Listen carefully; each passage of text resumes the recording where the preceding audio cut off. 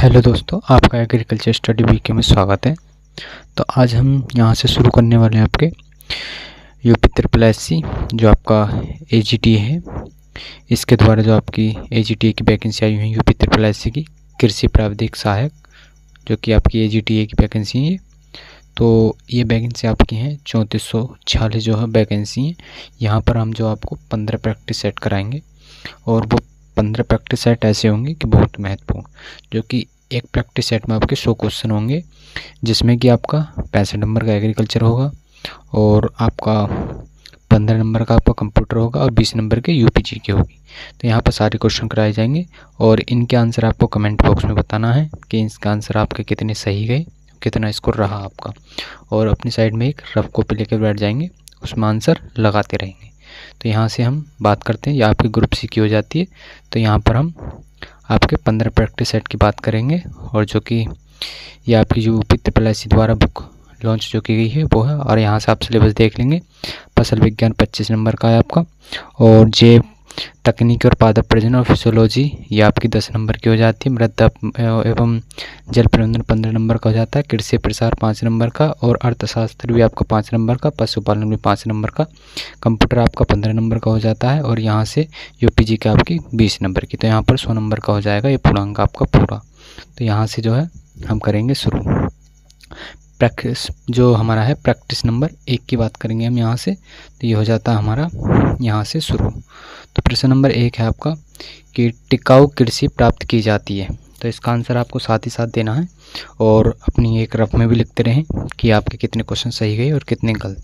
तो यहाँ पर टिकाऊ कृषि जो प्राप्त की जाती है, किससे प्राप्त की जाती है, तो आपकी अधिक तकनीकी सहायता से जो है आपकी टिकाऊ कृषि प्राप्त की जाती है।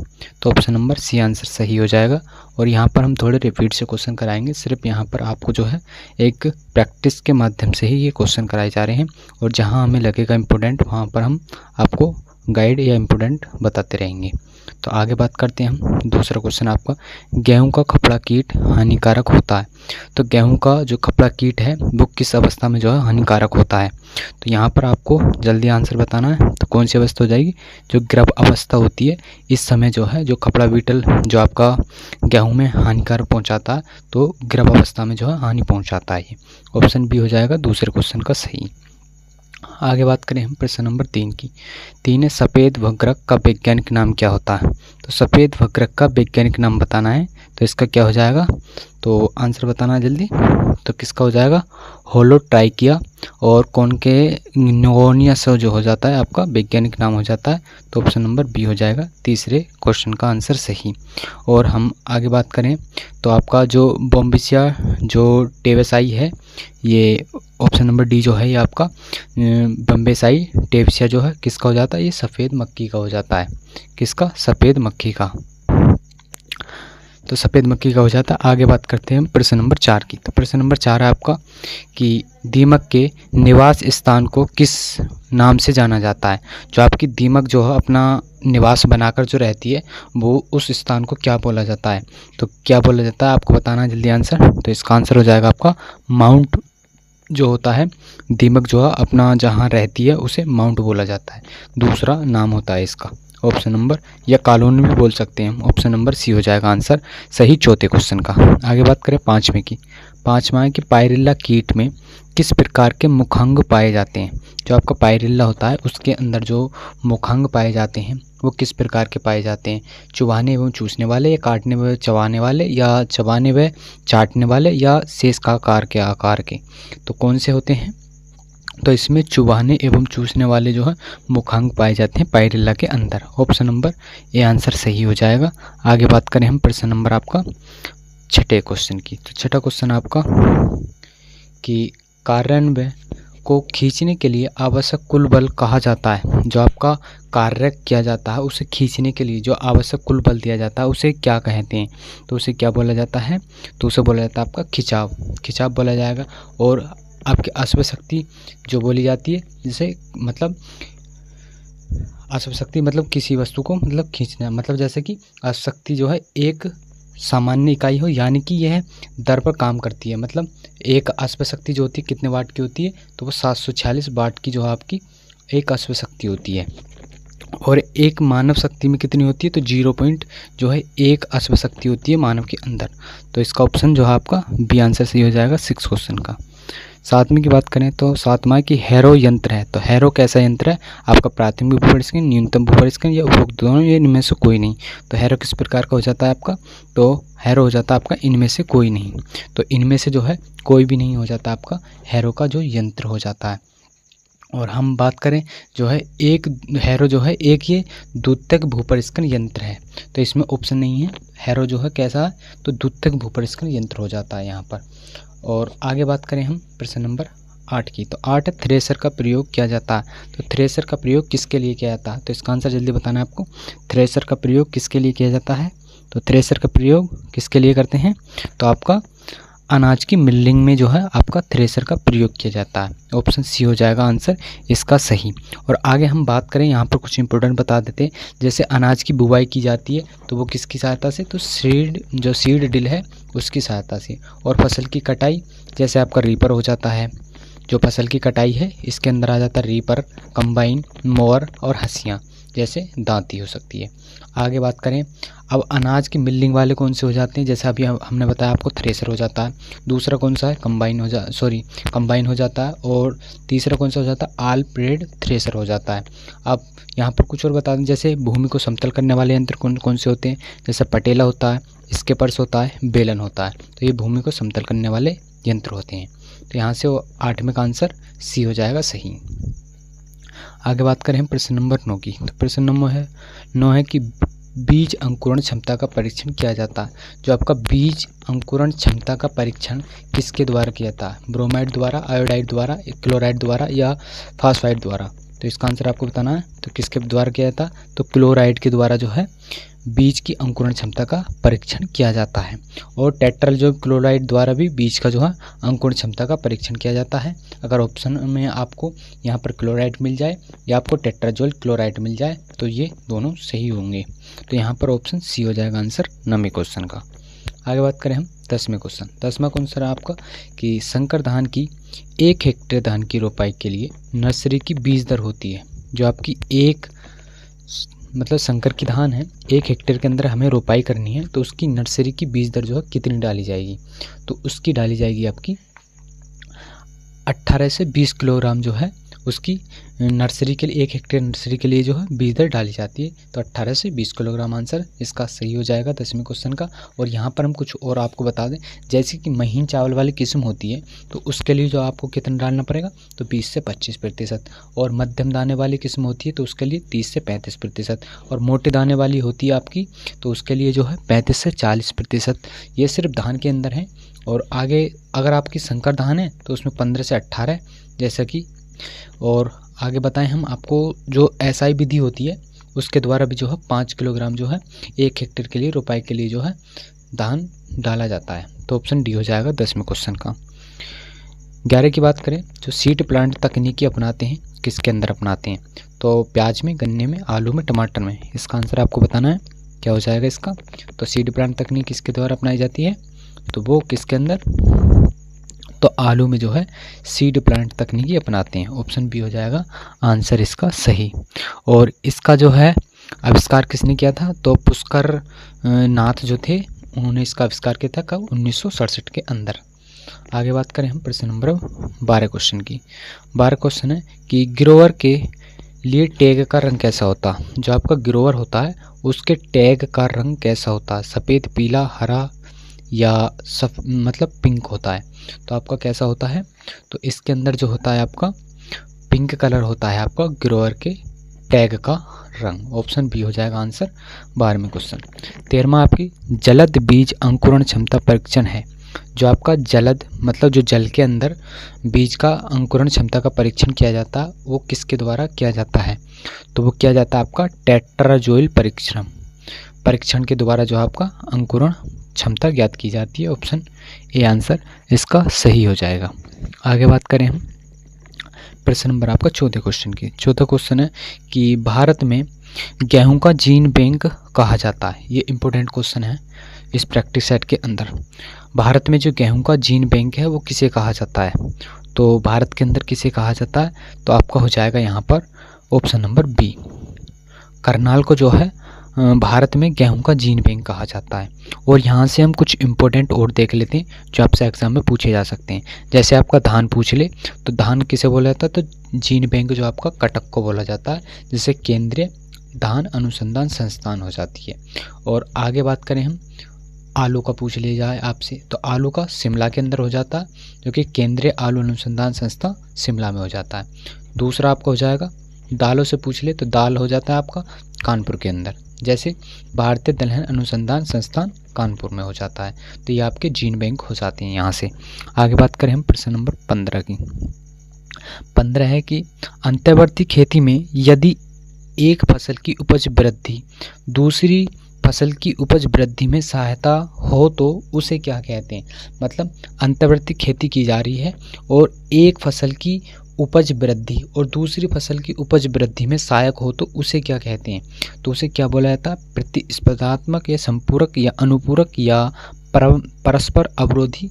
तो उसे क्या बोला जाता है, तो उसे संपूरक बोला जाता है, क्योंकि एक दूसरे के समान जो है वृद्धि कर रहे हैं। तो ऑप्शन नंबर बी हो जाएगा आंसर 15 क्वेश्चन का आंसर।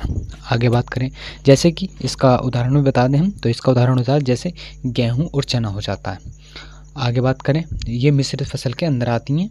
आगे बात करें हम प्रश्न नंबर 16 की। 16 है कि अंतर्वर्ती फसल खेती लाभदायक होती है जब भूमि में समतुल्य अनुपात कितना होता है। तो इसमें समतुल्य का भाग बताना है। जो अंतर फसली खेती में लाभदायक जो है कब होती है, जब तुल्यांक भार उसका कितना होना चाहिए, तो उसके अंदर एक से अधिक होना चाहिए समतुल्यक भार इसका। तो ऑप्शन नंबर डी आंसर हो जाएगा 16 क्वेश्चन का आंसर। बात करें 17 क्वेश्चन की। 17 है आपका फलों की जेली बनाने में सामान्यतः किस अम्ल का प्रयोग किया जाता है। तो फलों की जो जेली बनाई जाती है तो उसके लिए जो आपका सामान्यतः इसमें अम्ल प्रयोग करेंगे तो किसका प्रयोग करेंगे। तो ऑप्शन आपको दिए हुए हैं, जल्दी बताना है और अपने अपने साथ भी लिखते रहें कि आपको कौन से सही जा रहा है और कौन सा गलत, उन्हें भी एक साइड लिखते रहें। तो इसके अंदर जो है यहाँ पर हम बता दें जेली बनाने के लिए है सबसे अच्छा फल आपके पहले बता देते हैं कौन कौन से हैं। जैसे कच्चा सेब जेली के लिए उपयुक्त है, बहुत ही अच्छा, और अमरूद भी हो जाता है, करौंदा भी, और नारंगी बेल भी हो जाता है आपका। तो ये जो है आपके जेली बनाने के लिए। लेकिन इसमें जो अम्ल प्रयोग किया जाएगा वो कौन सा हो जाता है, तो साइट्रिक अम्ल हो जाता है। तो इसका प्रयोग किया जाता है फलों को जेली बनाने के लिए। ऑप्शन नंबर ए आंसर सही हो जाएगा 17 क्वेश्चन का। 18 की बात करें तो 18 क्वेश्चन आपका कि निम्न संरक्षण के तरीके में से कौन सा तरीका गृह स्तर पर सबसे अधिक और सबसे सस्ता होता है। तो आपको सबको पता होगा इस क्वेश्चन का आंसर। तो जेली बनाना है, कैनिंग करना है, जमाव करना है, धूप में सुखाना। तो सबसे सस्ता तरीका कौन सा हो जाता है आपका, तो वो हो जाता है आपका ऑप्शन नंबर डी, धूप में सुखाना जो है सबसे जो संरक्षण तरीके के लिए जो है जो गृह स्तर पर जो सबसे अधिक और सस्ता हो जाता है तो धूप में सुखाना हो जाता है। ऑप्शन डी हो जाएगा 18 क्वेश्चन का। 19 की बात करें, बीज में फाइट्रिक अम्ल और फाइट्रीन के रूप में भंडारित होने वाला पोषक तत्व जाना जाता है। तो किस रूप से जाना जाता है, जो बीज में फाइट्रिक अम्ल होता है और फाइट्रीन के रूप में जो भंडारित होने वाला पोषक तत्व है वो कौन सा हो जाता है।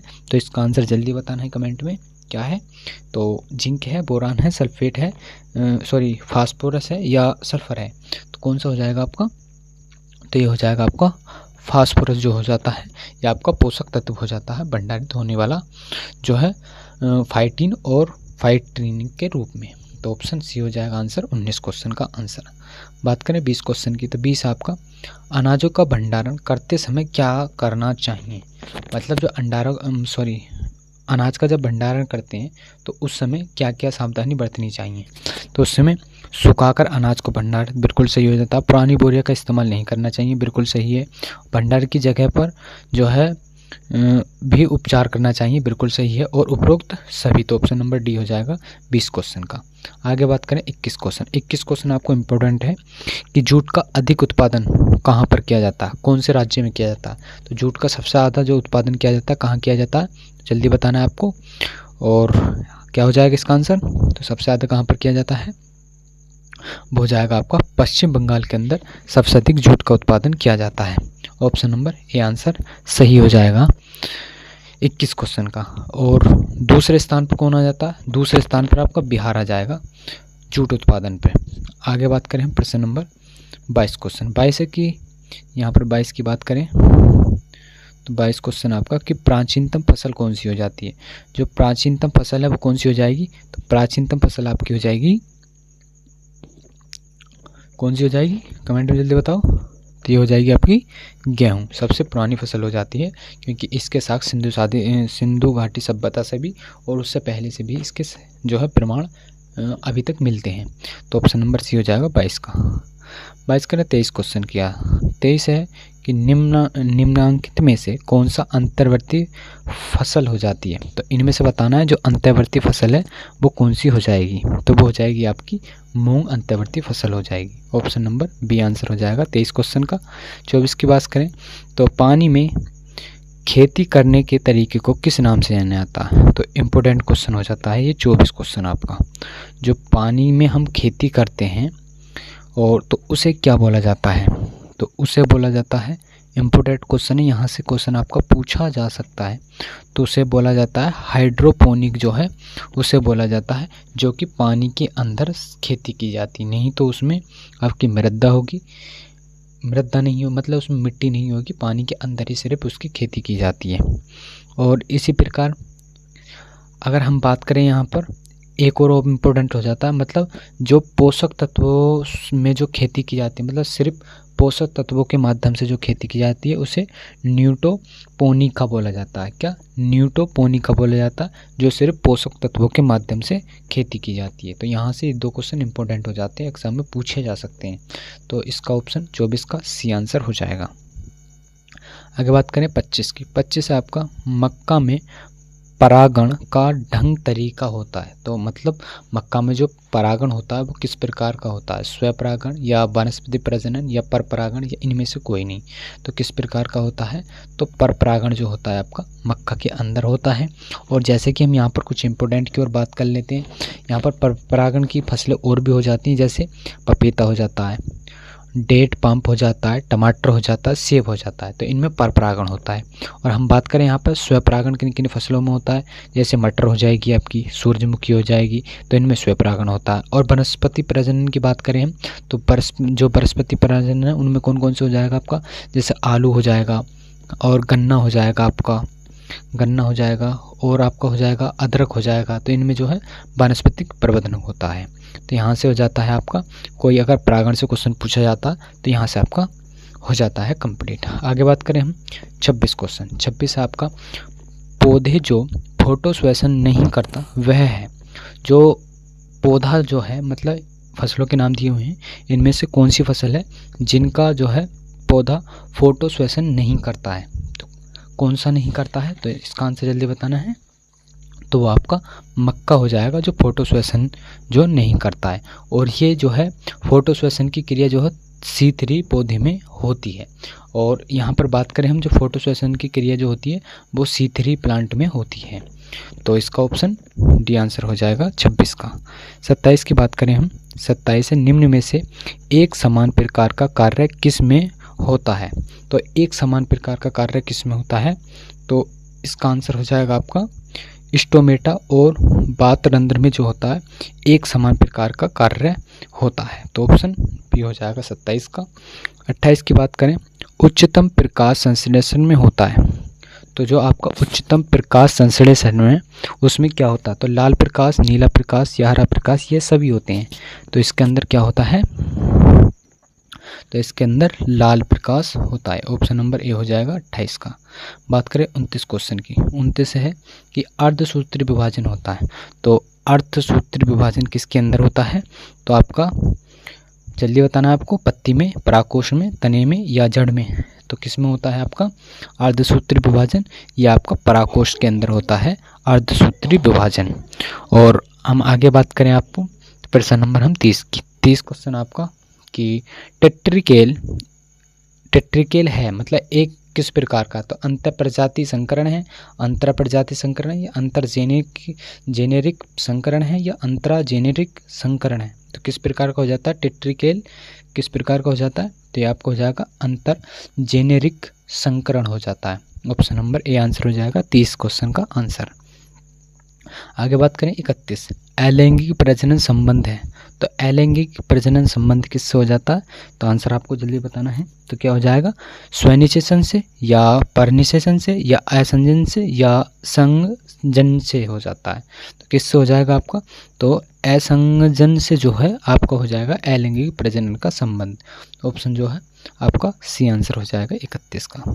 बात करें हम यहाँ पर 32 क्वेश्चन की। 32 है कि निम्न में से कौन सी दशाएं प्राकृतिक परागण का अनुमोदन करती हैं? तो यहाँ से क्रम लगाना है, तो क्रम में बताना है किस प्रकार से हो जाएगा।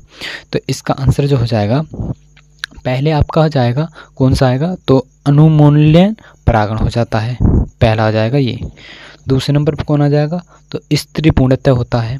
तो परागण के अंदर जो अनुमोदन होता है तो स्त्री पूर्णतः हो जाता है। और आगे जो आएगा तीसरे नंबर पे वो आ जाएगा प्रोटोडेंडी हो जाता है, प्रोटोनेंडी हो जाता है। तो यहाँ पर ऑप्शन नंबर 2, 3, 4 ये सही हो जाता है। ऑप्शन नंबर बी हो जाएगा आपका 32 क्वेश्चन का। आगे बात करें हम प्रश्न नंबर 33 की। 33 है कि प्रोटीन संश्लेषण का सही क्रम लगाना, मतलब जो आपको प्रोटीन संश्लेषण होता है वो किस प्रकार से होता है। तो यहाँ पर बताना है तो किस प्रकार से हो जाएगा। तो यहाँ पर सबसे पहले आपका डीएनए होगा, उसके बाद आरएनए होगा, उसके बाद अमीनो अम्ल होगा, फिर प्रोटीन होगी। तो ये क्रम जो है आपका सही हो जाता है, क्योंकि यहाँ पर आपका ये गलत हो जाएगा, डीएनए सही है लेकिन अमीनो अम्ल तो तीसरे नंबर पर आता है तो ये गलत हो जाएगा। और आरएनए फिर आरएनए आता है तो ये बिल्कुल 2 बार रिपीट करते हैं, ये नहीं होगा। आगे डीएनए होता है सही है और टीआरएनए होता है तो नहीं, बिल्कुल ये गलत हो जाता है। तो ऑप्शन नंबर आपका जो है बी आंसर सही हो जाएगा 33 क्वेश्चन का। बात करें आगे प्रश्न नंबर 34। तो जीन बैंक में बीजों को रखते हैं, मतलब जीन बैंक के अंदर जो है बीजों को किस में रखा जाता है आपका। तो इसका आंसर बताना है आपको जल्दी। तो किस में रखा जाता है? तो इसे रखा जाता है आपका तरल नत्रजन में, मतलब तरल जो आपका ठंडा रहे वातावरण वहाँ पर रखा जाता है जीन बैंक को। तो ऑप्शन ए हो जाएगा 34 का आंसर सही। बात करें आगे प्रश्न नंबर 35 की। तो 35 आपका कि बीटी कपास एक आनुवंशिक रूप से परिवर्तित कपास किस्म है जिसमें जो है किसकी, मतलब कीटनाशक सहिष्णुता होती है या कवकनाशी सहिष्णुता होती है या खरपतवारनाशी सहिष्णुता होती है, इनमें से कोई नहीं होती। तो इनमें से क्या हो जाएगा आंसर आपका? जो कीटनाशक सहिष्णुता होती है जो आपकी कपास की किस्म में जो आनुवंशिक जो है परिवर्तित होती है। तो ऑप्शन नंबर ए हो जाएगा 35 का आंसर। बात करें 36 की। 36 है कि मोटर वाहनों से निकलने वाली कौन सी एक मुख्य प्रदूषण गैस हो जाती है। तो मोटर वाहनों से जो निकलने वाली जो है कौन सी गैस हो जाती है जो प्रदूषण फैलाती है। तो आपका 36 का आंसर क्या हो जाएगा? तो आपकी हो जाएगी, जल्दी बताना है, इजी क्वेश्चन है आपका तो कमेंट में बताया जल्दी। तो इसका हो जाएगा कार्बन मोनोऑक्साइड जो होता है इसके द्वारा मोटर वाहनों से जो है प्रदूषण फैलता है। तो ऑप्शन नंबर बी हो जाएगा आंसर सही। बात करें 37 क्वेश्चन की। 37 है कि हरियाली वाटरशेड विकास कार्यक्रम किसके द्वारा जो है प्रायोजित किया गया था। तो किसके द्वारा किया गया था? तो आपको हो जाएगा इनमें से कोई नहीं हो जाएगा, क्योंकि यहाँ पर नहीं राजस्थान के, नहीं उत्तर प्रदेश के, नहीं आंध्र प्रदेश के द्वारा जो है इसे शुरू किया गया था। लेकिन इसे किसके द्वारा किया गया था? तो इसे जो है आपका जो हरियाली केंद्र सरकार द्वारा जो है प्रायोजित वाटरशेड विकास कार्यक्रम शुरू किया गया था, जिसे जो है आबादी को पीने, सिंचाई और मत्स्य और वानिकी के लिए जो है जल संरक्षण की जो है सक्षम बनाना था, जो हरियाली वाटरशेड का उद्देश्य था। तो ये शुरू यहाँ से नहीं बताया गया है कि कहाँ पर शुरू किया गया था। तो ऑप्शन डी हो जाएगा 37 का। 38 की बात करें, वह भूमि क्षेत्र जो एक उभयनिष्ठ बिंदु पर निकलती है और वो क्या कहलाती है। तो इसमें क्वेश्चन दोबारा से सुन लेंगे इसे। तो वह भूमि क्षेत्र जो एक उभयनिष्ठ बिंदु पर निकलती है उसे क्या कहते हैं। तो यहाँ पर आंसर बताना है जल्दी आपको। तो क्या बोला जाता है उसे? तो जल संग्रह क्षेत्र बोला जाता है। ऑप्शन बी हो जाएगा आंसर 38 का। बात करें 39 क्वेश्चन की। तो हेरिंग बीन प्रणाली का संबंध किससे हो जाता है। तो आपको आंसर कमेंट में आंसर बताना है इसका। जो हेरिंग बीन प्रणाली का संबंध किससे हो जाता है? ऑप्शन दिए हुए हैं आपको, जल्दी बताएं। तो इसका आंसर हो जाएगा आपका जल निकास को जो है आपको हेरिंग बीन प्रणाली बोला जाता है। ऑप्शन नंबर बी हो जाएगा आंसर 39 का। 40 की बात करें तो प्रथम सिंचाई आयोग कब गठित किया गया था? तो प्रथम सिंचाई आयोग कब गठित किया गया था? तो यह आपका 1901 में गठित किया गया था। ऑप्शन नंबर ए आंसर सही हो जाएगा। और यहाँ पर हम बात करें जो आपका कब शुरू किया गया था, तो 1901 में जो है इसे शुरू किया गया था। और इसके अध्यक्ष कौन थे? तो सर कार्लिंग जो स्कॉट मैनफ्रीकर जो थे इसके अध्यक्ष थे। और 1901 में इसे शुरू किया गया था प्रथम सिंचाई आयोग को। तो ऑप्शन ए आंसर सही है। बात करें 41 क्वेश्चन। 41 है कि समोच्च के साथ आवंटित सीढ़ी में पानी देने को क्या कहते हैं? तो उसे क्या कहते हैं? जो आपकी समोच्च के साथ आवंटित सीढ़ियाँ में जो पानी देने की क्रिया होती है तो उसे क्या बोला जाता है? तो उसे बोला जाता है आपका सीढ़ीदार सिंचाई बोला जाता है। ऑप्शन नंबर ए हो जाएगा आंसर 41 का। 42 की बात करें, पहाड़ी क्षेत्रों में मृदा संरक्षण की सबसे जो सर्वोत्तम विधि है वो कौन सी होती है? किसमें बताना? पहाड़ी क्षेत्रों में मृदा संरक्षण के लिए। तो कौन सी हो जाएगी आपकी? आंसर बताना जल्दी। तो जल्दी बताएं क्या हो जाता है, तो वेट करते हैं। तो इसका हो जाएगा समोच्च जुताई। ऑप्शन नंबर बी आंसर सही हो जाएगा। आगे बात करें हम 43 क्वेश्चन। 43 आपकी गोबर की खाद में कार्बन और नाइट्रोजन अनुपात इसमें से मतलब कम होना चाहिए, मतलब कितना कम होना चाहिए? गोबर की खाद में कार्बन और नाइट्रोजन अनुपात इससे जो है कम होना चाहिए। कितना कम होना चाहिए? तो इसका जो है हो जाएगा 40 जो है आपका अनुपात होना चाहिए। वैसे गोबर की खाद में जो है इसमें जो है कार्बन और आपका जो नाइट्रोजन है उसका अनुपात कितना होना चाहिए? 30 या 30:1 होना चाहिए। कितना? 30:1 होना चाहिए। लेकिन यहाँ पर 40 से अधिक नहीं होना चाहिए। तो ऑप्शन नंबर डी हो जाएगा 43 का। बात करें 44 क्वेश्चन की। 44 आपका कि सूक्ष्म जैविक क्रियाओं के माध्यम से उपलब्ध पोषक तत्व के रूप में अनुपलब्ध पोषक तत्व में बदलने की क्रिया क्या कहलाती है? जो आपके सूक्ष्म जैविक क्रियाओं के माध्यम से जो उपलब्ध पोषक तत्व के रूप में अनुपलब्ध पोषक तत्व में बदलने की क्रिया को क्या कहते हैं? क्या? अनुपलब्ध पोषक तत्वों में बदलने की क्रिया को क्या कहते हैं? तो आंसर जल्दी बताना है आपको। तो इसका आंसर क्या होगा? तो इसका आंसर होगा आपका निसंचालन जो होता है आपका, ये हो जाता है आपका अनुपलब्ध पोषक तत्व बदलने की क्रिया। ऑप्शन ए हो जाएगा आपका 44 क्वेश्चन का आंसर सही। आगे बात करें हम प्रश्न नंबर 45 की सनई एवं ढांचा की हरी खाद में कितने कुंटल जैव पदार्थ प्रति हेक्टेयर प्राप्त हो जाता है? तो सनई और ढांचा से जो हरी खाद में कितने कुंटल जैव पदार्थ मतलब कार्बन पदार्थ जो होता है वो कितना प्राप्त हो जाता है? तो इसका आंसर जल्दी बताना है आपको। तो कितना हो जाएगा बताएं जल्दी। तो 300 से 350 कुंटल जो है आपका ये जैव पदार्थ प्राप्त हो जाता है आपका सनई और ढांचे से 1 हेक्टेयर के अंदर। आगे बात करें हम यहाँ पर, अब ढांचा से जो है आपका हरी खाद प्राप्त होती है जिसकी उत्पादन जो कितनी होती है 200 से 250 कुंटल जीवाश्म इससे प्राप्त हो जाता है ढांचे से अंदर। आगे बात करें हम प्रश्न नंबर आपकी 46 क्वेश्चन की। 46 क्वेश्चन आपका, तो यहाँ पर जो है पोटेशियम सल्फेट में गंधक पाया जाता है। तो पोटेशियम सल्फेट में गंधक पाया जाता है तो कितने प्रतिशत पोटेशियम सल्फेट के अंदर गंधक पाया जाता है आपका? तो ये पाया जाता है आपका 18%। ऑप्शन नंबर सी हो जाएगा आंसर सही। और पोटेशियम सल्फेट पूछ लिया जाए आपसे तो कितना पाया जाता है? पोटेशियम सल्फेट पाया जाता है आपका 50%। और आगे बात करें हम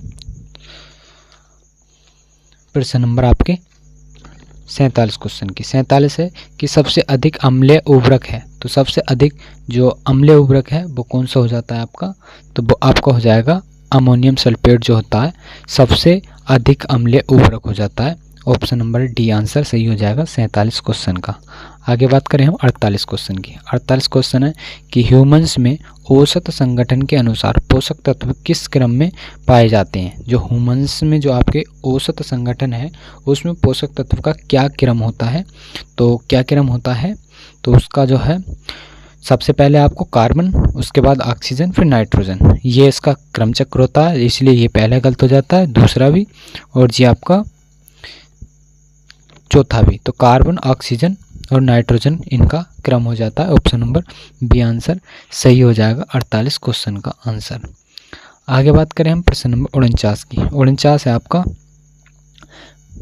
49 की बात करें तो 49 हो जाता है मृदा का स्थायी गुण कौन सा है। तो मृदा का स्थायी गुण कौन सा हो जाता है, तो उर्वरता स्तर या पीएच का मान या गठन या संरचना, तो कौन सा हो जाएगा आपका, तो ये हो जाएगा आपका गठन जो होता है मृदा का स्थायी गुण होता है। तो ऑप्शन नंबर सी हो जाएगा आंसर 49 का। 50 की बात करें, मृदा बनी होती है, मतलब मृदा किसकी, जल से, ठोस व गैस से, या ठोस से, या जल, ठोस व तीनों मतलब गैस, तीनों अवस्थाओं से बनी हुई होती है।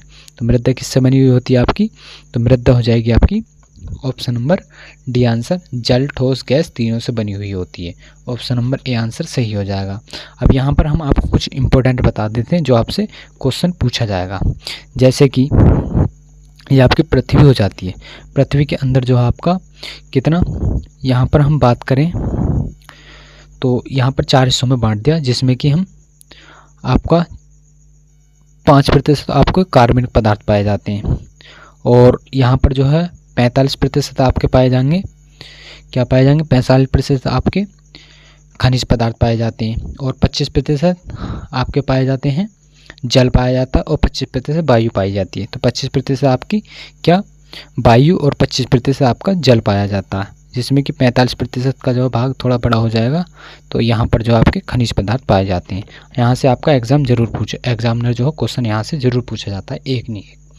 आगे बात करें हम प्रश्न नंबर 51। क्वेश्चन 51 आपका, प्रसार शिक्षा शब्द खालिस्तान में पहली बार ईजाद हुआ था, मतलब आज़ाद हुआ था, तो कहाँ पर हुआ था, तो ये हो जाएगा आपका यूके के अंदर। ऑप्शन नंबर ए आंसर सही हो जाएगा 51 का। 51 डबल हो गया। बात करें 52 की आगे, तो 52 है, भारत का कृषि जनगणना की जाती है। तो प्रत्येक जो भारत की कृषि जनगणना की जाती है कितने वर्ष के अंदर की जाती है, तो वो आपकी की जाती है 5 वर्ष के अंदर। ऑप्शन नंबर बी आंसर सही हो जाएगा। बात करें 53 की, ग्रामीण परियोजनाओं की सफलता निर्भर करती है। जो ग्रामीण परियोजनाओं की सफलता है वो किस पर निर्भर करती है, तो 53 का आंसर जल्दी बताना है। तो किस पर निर्भर करती है, तो ये आपकी कृषि जो प्रसार है, एक्सटेंशन है, उस पर ये निर्भर करती है। ऑप्शन नंबर ए हो जाएगा 53 का आंसर। आगे बात करें हम 54 क्वेश्चन की। 54 है आपका कि शहर से दूर अशिक्षित बहुल्य ग्राम में अच्छा संचार माध्यम है, तो किसका है, तो यहाँ पर अशिक्षित बहुल्य ग्राम में जो है अच्छा संचार किसके माध्यम में होता है, तो किसके माध्यम होता है, तो चलचित्र प्रदर्शन के द्वारा होता है। ऑप्शन नंबर सी हो जाएगा आंसर 54 का। 55 की बात करें, ग्रामीण निर्धारितता दूर करने का कार्यक्रम है। तो आपका जो ग्रामीण में जो निर्धारितता दूर करने का कार्यक्रम है वो किस प्रकार से हो जाता है, तो आपका हो जाएगा JRY के द्वारा भी है, और RLA जो CGP है उसके द्वारा भी होता है, और IRDP, तो ये भी सही हो जाता है। तो ऑप्शन नंबर डी हो जाएगा आंसर सही है आपका। अब यहाँ पर हम आपको बता दें कुछ इंपॉर्टेंट, यहाँ से आपकी फुल फॉर्म पूछी जा सकती है। यहाँ हमारी वीडियो थोड़ी लंबी हो सकती है, तो आप यहाँ से देखेंगे। जैसे कि IRDP पूछा गया है आपसे, तो क्या IRDP जो आपसे पूछा गया है इसकी फुल फॉर्म पूछी गई है, तो इसकी फुल फॉर्म हो जाती है इंटीग्रेट रूरल डेवलपमेंट प्रोग्राम। इसे जो है भारत सरकार ने जो है ग्रामीण निर्धारितता दूर करने के लिए जो है 1978 में चालू किया था। तो ये कब 1978 में जो है आपका चालू किया था। आगे बात करें हम आपके JYP की, तो JRY जो है आपकी ऑप्शन नंबर ए पर जो है इसकी जो है बात करें तो जवाहर रोजगार योजना, इसे भारत सरकार ने ग्रामीण निर्धारितता को कम करने के लिए जो है शुरू की गई थी। आगे बात करें हम RLEGP की, तो ये हो जाती है आपकी rural development employment guarantee programme. इसे भारत ने जो 15 अगस्त 1983 को जो है शुरू किया गया था। तो यहाँ पर ये आपकी सारी फुल फॉर्म हो जाती हैं, एग्जाम में पूछी जा सकती हैं। आगे बात करें प्रश्न नंबर 56 क्वेश्चन। 56 उत्तर प्रदेश सरकार द्वारा घोषित एक टेक्टियन अर्थव्यवस्था हेतु कृषि कार्यों के योगदान के संदर्भ में निम्न कथनों पर विचार कीजिए। तो पहला है आपका परंपरागत कृषि की तकनीकी से जोड़ा जाए, तो ये आपका क्या हो जाएगा, तो ये हो जाएगा आपका सही हो जाएगा, क्योंकि परंपरागत कृषि की तकनीकों से इसे जोड़ा जा सकता है। दूसरा, आयुष डॉक्टरों को कृषक के साथ जोड़कर जुड़ी जड़ी बूटियों को खेती की जाए, तो बिल्कुल सही हो जाता है। तो ऑप्शन नंबर आपका सी हो जाएगा, दोनों सही हैं। आगे बात करें हम प्रश्न नंबर 57 की। 57 आपका कि जब उत्पाद वानस्पतिक फसल वृद्धि का उत्पाद होता है तो गहनता उत्पादक का संबंध किससे हो जाता है, तो किससे हो जाता है आपका, तो उपगामी से हो जाता है। ऑप्शन नंबर ए आंसर हो जाएगा 57 क्वेश्चन का। आगे बात करें 58 की। कृषि श्रमिक सामाजिक सुरक्षा योजना कब प्रारंभ की गई थी, तो जो आपकी कृषि श्रमिक सामाजिक सुरक्षा योजना है ये कब शुरू की गई थी, तो इसका आंसर जल्दी बताना है आपको। तो ये की गई थी आपकी 1 जुलाई 2001 को जो है शुरू की गई थी आपकी कृषि श्रमिक सामाजिक सुरक्षा योजना। ऑप्शन बी आंसर सही था आपका 58 का। 59 की बात करें, 59 की छोटे किसानों की जोत सीमा क्या होती है, जो आपके छोटे किसान होते हैं उनकी जो सीमा होती है वो कितनी होती है, तो उनकी सीमा होती है आपकी 1 से 2 हेक्टेयर के बीच में जो है आपकी छोटे किसानों की जो है आपकी होती है जोत सीमा। हम बात करें आगे, 1 से लेकर आपके 2 हेक्टेयर होते हैं वो स्मॉल फार्मर मतलब मध्यम आकार के होते हैं। मीडियम के कौन से होते हैं, जैसे 4 से लेकर कितने 4 से लेकर और 10 हेक्टेयर तक की बात करते हैं तो वो मध्यम आकार के होते हैं। और लेजेस्ट मतलब बड़े जो होते हैं वो कितने होते हैं, तो वो आपके होते हैं 10 से मतलब मोर देन 10 से ज़्यादा होंगे वो आपके, वो हो जाएंगे बड़े आकार के मतलब जोत सीमा के किसान। ऑप्शन नंबर इसका ए आंसर सही था 59 का। बात करें 60 क्वेश्चन की। 60 है आपका, निम्नलिखित में से किस अर्थशास्त्री ने पारंपरिक कृषि को आधुनिक कृषि में परिवर्तित करने के सुझाव अपनी पुस्तक ट्रांसफॉर्मिंग ट्रेडिशन एग्रीकल्चर में दिया था, किसमें, ट्रेडिशन एग्रीकल्चर में दिया था। तो किसने दिया था, तो ये दिया था आपका शुल्टर्स ने जो है ये सिद्धांत दिया था। ऑप्शन नंबर ए आंसर सही है 60 का। आगे बात करें प्रश्न नंबर 61 की। 61 है, निम्नलिखित में से कौन सी एक भारतीय गाय की दुधारू नस्ल है। तो यहाँ से आपके पशुपालन शुरू होते हैं। तो पशुपालन में है आपका कि यहाँ पर बतानी जो एक भारतीय गाय में दुधारू नस्ल क्या पूछा है, नहीं है, तो कौन सी हो जाती है आपकी, तो वो हो जाएगी अमृत महल जो है ये आपकी दुधारू नस्ल नहीं होती है। गिर भी आपकी दुधारू है, लाल सिंध भी और साहिवाल भी। तो यहाँ पर आपसे पूछा जाता है तो आप यहाँ से बता देंगे। आगे बात करें 62 क्वेश्चन की। कलिंग का अर्थ है, तो कलिंग का अर्थ जो है वो क्या हो जाएगा, तो इसका आंसर जल्दी बताना है आपको। तो क्या हो जाएगा इसका, घरेलू पशुओं की एक प्रणाली, पशुओं का भोजन प्रदान करने की एक प्रणाली, या अनुत्पादक पशुओं को हटाने की एक प्रणाली, तो सींग हटाने की। तो यहाँ पर जो आपका आंसर हो जाएगा कलिंगी हटाना, तो जो अनुत्पादक पशुओं को हटाना जो है आपका एक प्रणाली हो जाती है। ये ऑप्शन नंबर ये आंसर सही हो जाएगा। तो 52 का आंसर सी, सॉरी 62 का आंसर सी हो जाएगा। 63 की बात करें हम, 63 है कि ऑपरेशन फ्लड द्वितीय संबंध है किससे हो जाता है, तो ये ऑपरेशन फ्लड जो आपका दुग्ध उत्पादन से हो जाता है। ऑप्शन नंबर ए आंसर सही हो जाएगा आपका। और यहाँ पर हम बात करें जो दुग्ध ऑपरेशन फ्लड का जो आपका पहला चरण था वो कब से शुरू हुआ था, 1970 से 80 में। कब, 1970 से 80 में शुरू हुआ था। और दूसरे की बात करें हम तो 1981 से और 1985 तक जो है दूसरा चरण चला था। तीसरा 1985 से कब तक, 1996 तक जो है ये 3 चरण चले थे आपके। और इसे जो है श्वेत क्रांति कहा जाता। और जो ऑपरेशन फ्लड जो शुरू करने वाले थे तो वो कुरियन, जो डॉक्टर कुरियन है वो श्वेत क्रांति के जनक कहा जाता है। आगे बात करें हम 64 क्वेश्चन। कुक्कुट आहार में निम्न में से कितना तंतु होना चाहिए, तो कुक्कुट आहार में जो है कितना तंतु होना चाहिए, तो उसमें होना चाहिए आपका 5%। ऑप्शन नंबर ए आंसर सही हो जाएगा। यहाँ पर हम बात करें तो वैसे तो 5 से 8 चल जाएगा आपका, और यहाँ पर कुक्कुट आहार की बात करें हम, जैसे मूंगफली का चूर्ण 9.5 किलोग्राम प्रतिदिन देना चाहिए, मछली का चूर्ण 2.5 किलोग्राम देना चाहिए, नमक 0.5 किलोग्राम, मैग्नीशियम 0.5 किलोग्राम और विटामिन जो है मिश्रण 0.5 किलोग्राम जो है मुर्गी को कुक्कुट आहार में देना चाहिए। तो यहाँ पर ए ऑप्शन हो जाएगा 64 का। 65 की बात करें, दुहाई बाड़े के फर्श की सफाई के लिए क्लोरीन के घोल का प्रयोग करना चाहिए। तो कितना प्रयोग करना चाहिए? तो इसके लिए 200 ppm का प्रयोग करना चाहिए। ऑप्शन नंबर जो आपका बी आंसर सही हो जाएगा। तो यहाँ पर जो है आपके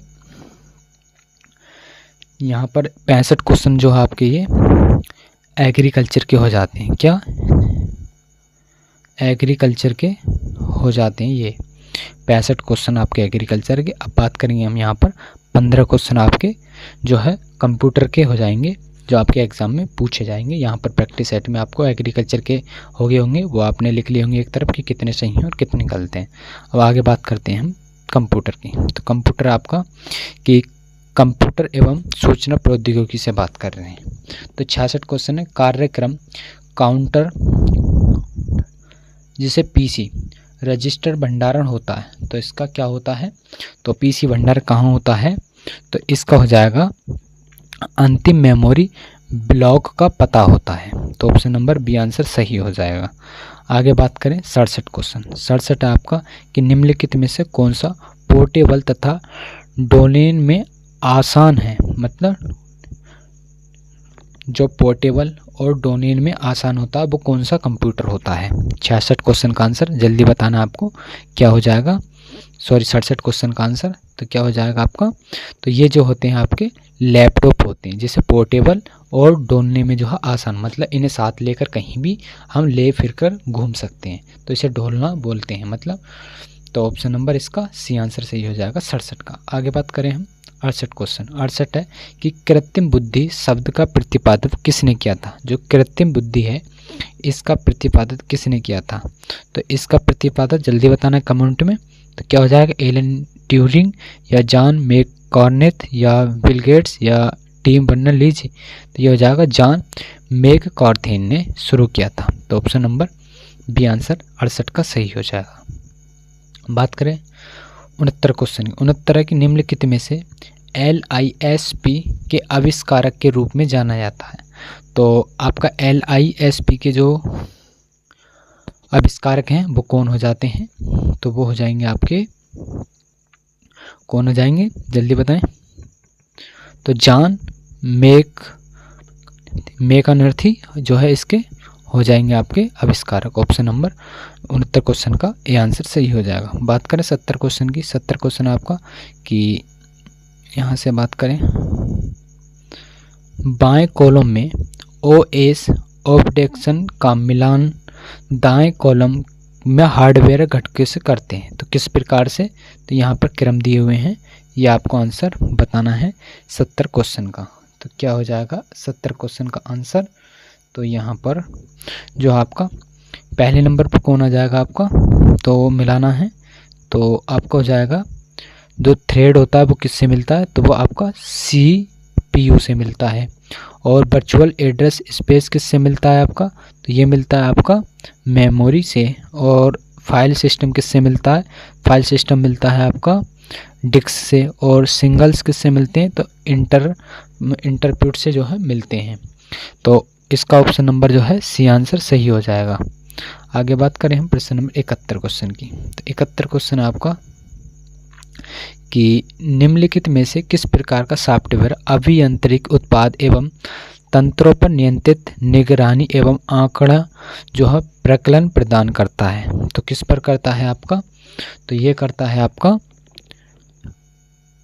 फर्मवेयर पर। ऑप्शन नंबर बी आंसर सही हो जाएगा आपका 71 क्वेश्चन का। बात करें 72 की। सूचना प्रौद्योगिकी जो NIU का अर्थ क्या होता है?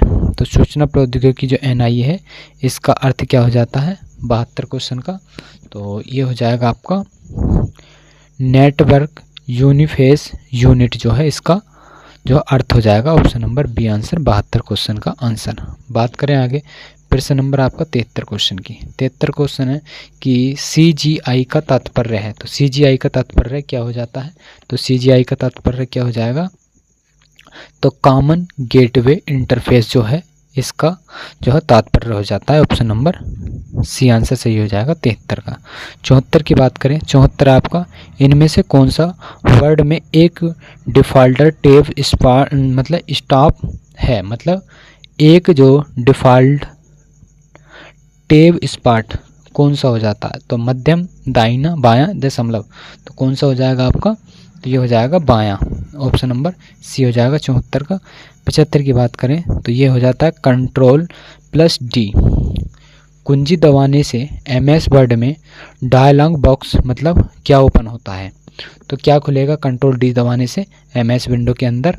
तो उसके अंदर जो है आपका फ़ॉन्ट खुल जाएगी। फ़ॉन्ट में जो है हम साइज जो है फ़ॉन्ट का हम बढ़ा सकते हैं, घटा सकते हैं, या मिनिमाइज जितना भी करना है कर सकते हैं।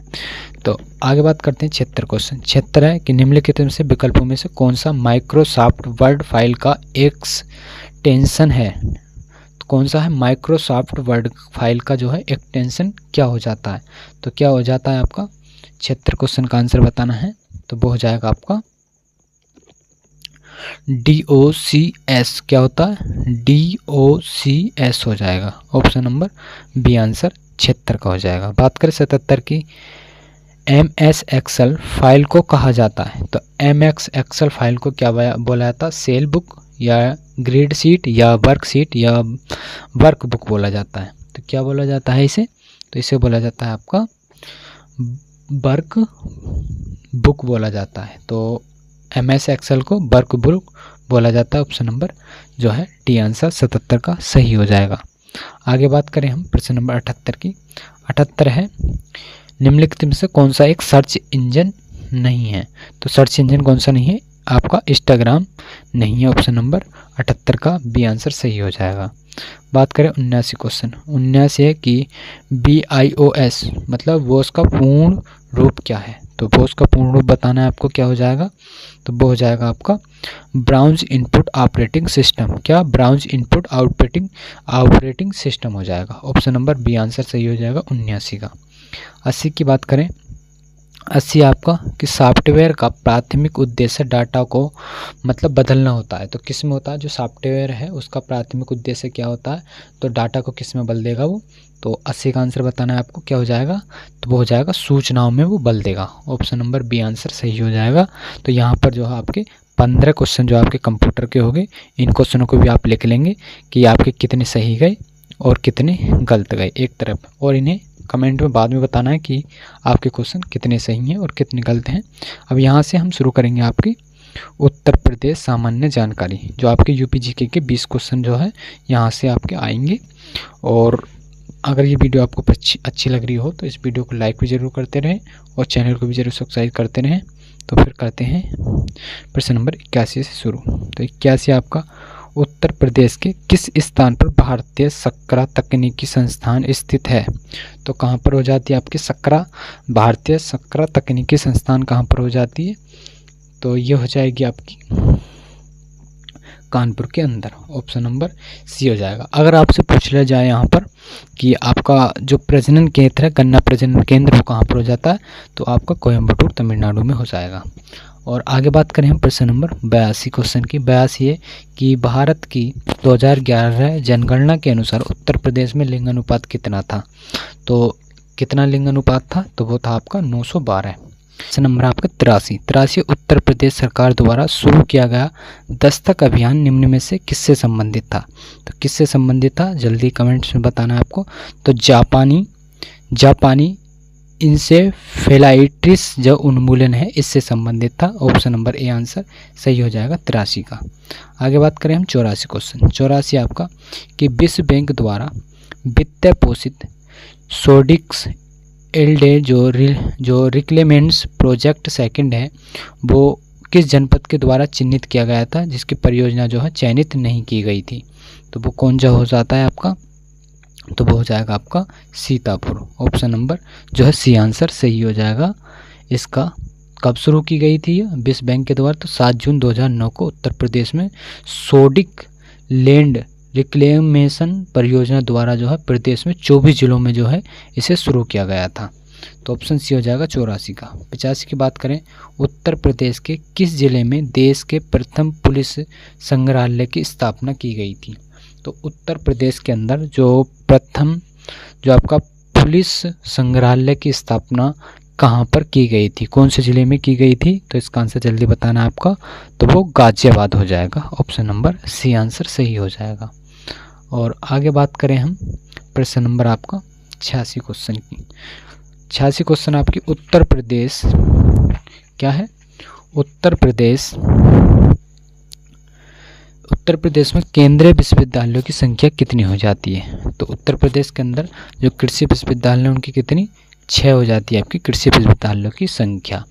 और यहाँ पर हम बात करें कुछ अन्य की, जैसे कि पहला हो जाता है काशी हिंदू विश्वविद्यालय वाराणसी, जिसकी स्थापना 1916 में हुई थी। दूसरा हो जाता है आपका अलीगढ़ मुस्लिम विश्वविद्यालय, इसकी स्थापना 1920 में हुई थी। तीसरा आपका डॉक्टर भीमराव अंबेडकर विश्वविद्यालय, जिसकी स्थापना 1989 में हुई थी, जो लखनऊ में अवस्थित है।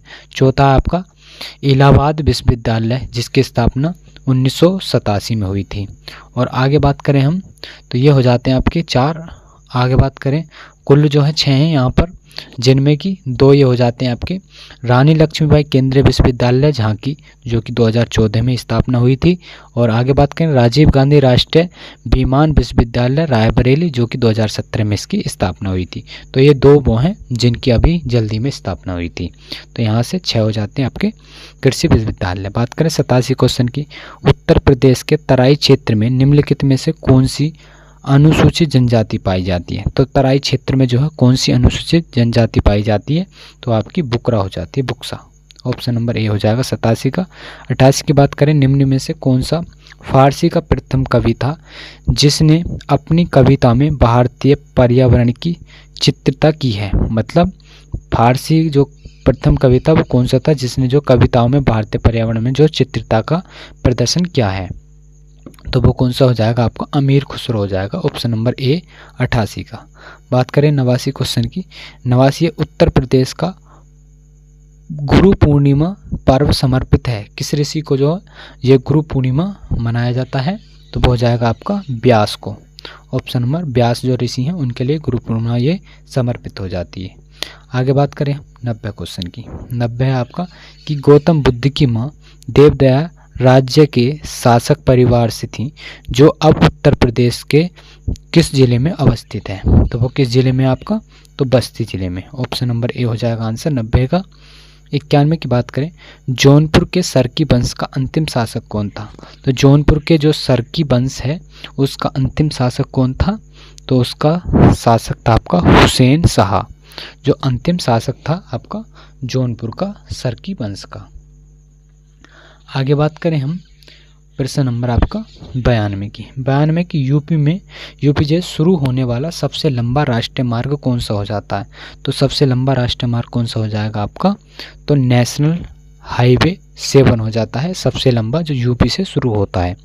और कितने वर्ग किलोमीटर इसकी लंबाई है? तो 2369 जो है किलोमीटर इसकी लंबाई है मार्ग की कुल। आगे बात करें हम 93 क्वेश्चन की। 93 है आपका रामपुर जो भारत में प्रथम गांव अपना सौर ऊर्जा प्लांट लगाने वाला बना, वह कहां पर स्थित है? तो वो कहां पर स्थित हो जाता है आपका? वो हो जाएगा आपका उत्तर प्रदेश में। Option number D. आगे बात करें 94 क्वेश्चन की। 94 में सूची की फर्स्ट को सेकंड से जो है नीचे मिलाना है। तो यहाँ पर पहले मिलाते हैं हम, तो इधर सूची फर्स्ट को सेकंड से मिलाना है। तो यहाँ पर हो जाएगा आपका जैसे टेराकोटा हो जाता है, तो टेराकोटा कहाँ पर जो है?